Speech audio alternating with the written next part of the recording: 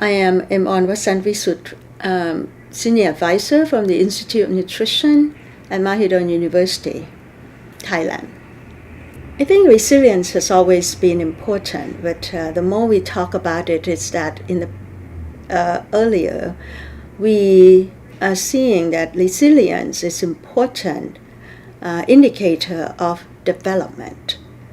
And the way we see this, particularly that links to food and nutrition security, is that at the moment, a lot of countries are struggling with how they could really achieve a more secure and sustainable food and nutrition security for their population. And there's a lot of threats and there's a lot of emerging events that really more likely stress them or choke them for a period. So resilience means you have to be able to overcome all these barriers.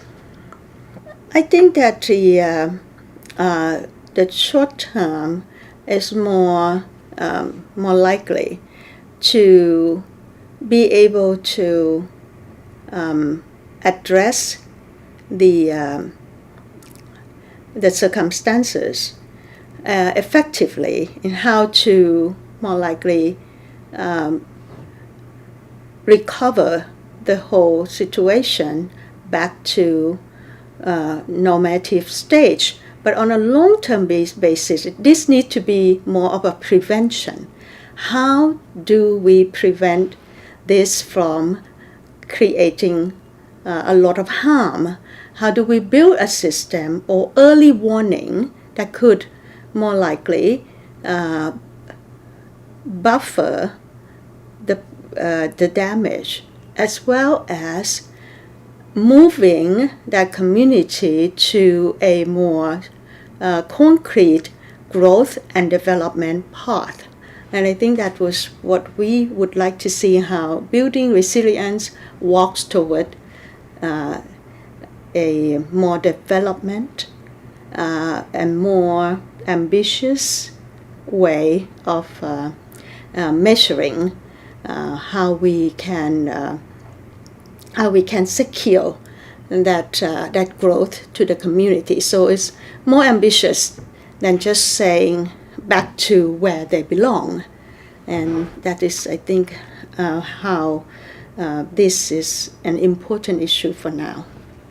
I can say that, if we think about experiences back home, and I'm from Thailand, so I'm trying to think about the recurrent situation.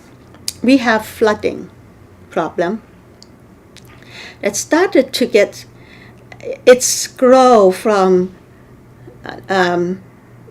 just a small area of flood to the point of a couple of years ago, major flooding that really destroy a whole bunch of areas and create a lot of damage to lives, to livelihood, and to economic.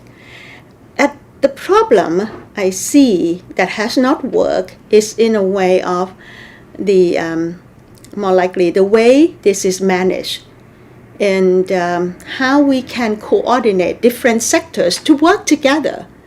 And this is a problem, and I think in many ways, how do we manage and coordinate all these relevant bodies to make sure that this doesn't happen again?